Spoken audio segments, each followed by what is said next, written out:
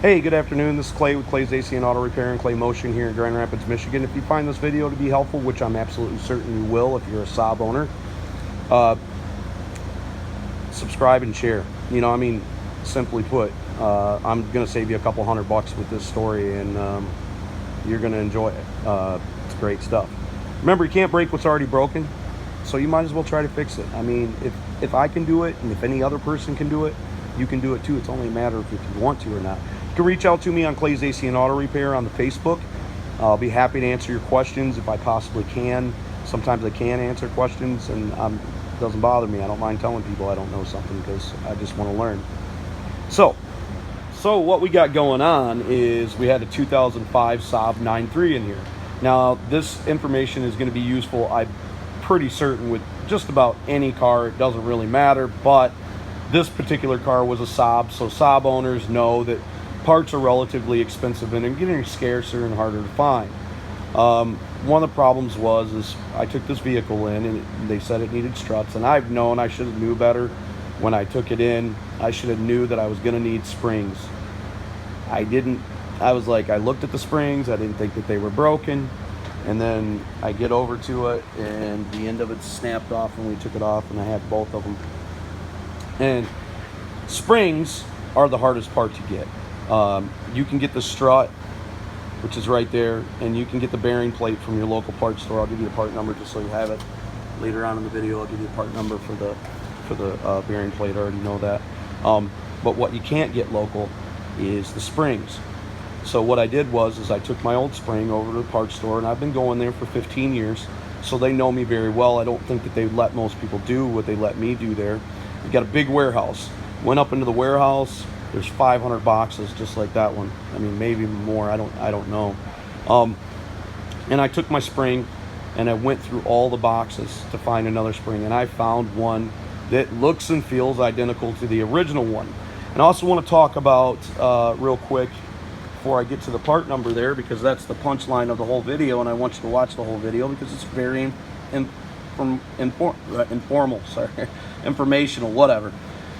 These dots on these springs, what that basically means is the spring, what the rate is. So different colored dots mean that it's a stiffer spring or it has more coils. Doesn't really matter what spring you put in there, to be perfectly honest with you. That's the thing that people don't understand. I mean, you want to stay very close to what the OE was, because you want the same ride quality. The dimensions of the front end are set up to be based off upon that spring rate. But in essence, it's not really that big a deal. With front-wheel drive cars, like I'll show you in the video, how the bearing plate fits to the top, that's probably the most important part. And then the bottom part, where it fits on the perch of the strut, that's also important that that's there correctly as well. You can't really put a shorter shock in there, or spring in there, because if you do that, then you're going to be working your strut more and they're going to wear out quicker. But I know some people drop their cars down, they cut the springs, and that's how they do it. What I did was I went up into the big warehouse and I went through all the springs they had, and you'll see here in a second that they're almost identical. I got this part number, and this spring was out of a 2012 Ford Focus. 2012, 2013 only, from what I understood.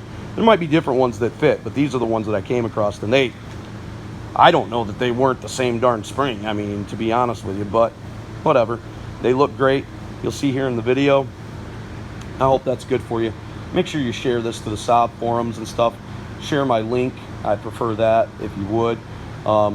Send me your nice comments. I hope I saved you a couple $100 and a lot of hassle with that information right there. Sorry for all the yakking in this video, but I wanted to let you know that this information is going to be good for just about any Saab. The 9.5 and 9.3 particular. The Saab, I think it's called the 9X, their SUV version. You're going to use a Bravada spring for that, or Buick Rainier spring for the SUV version if you can't get the Saab springs, which should work.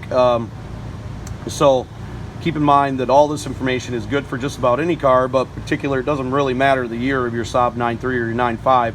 It's going to be about the same thing. I'm not saying that these springs fit in the Saab 9.5, because I haven't tested this theory, but I believe that they might, and you might want to check that out. And I'm going to post this video with post it in a couple different ways with a couple different headers. So I want you to know that in advance, that I'm not certain this will work on the 9.5, but I'm pretty sure it will. So here's what we got. We went through all the boxes and we found these springs. This is the original broken one. I wanted one that was a little bit longer, and I believe I got that in this spring. And I wanted the tops to be relatively the same, and I also got that. So I'm super stoked. So the gentleman that's helping me today is Ryan. He's brothers with Jeff. If you watch my YouTube videos, then you definitely know who Jeff is. And if you look at that, that thing sits on there. What do you think, Ryan? You think it sits on there pretty good? Looks good to me. We're just going to compress the spring, put it together, and there you go, man. You don't have to order them super expensive springs from overseas for your Swedish saab 9.3 that isn't worth putting money into but needs to be fixed. So maybe. So we got these springs, and the strut plates fit right on there. The strut plates that we used were part number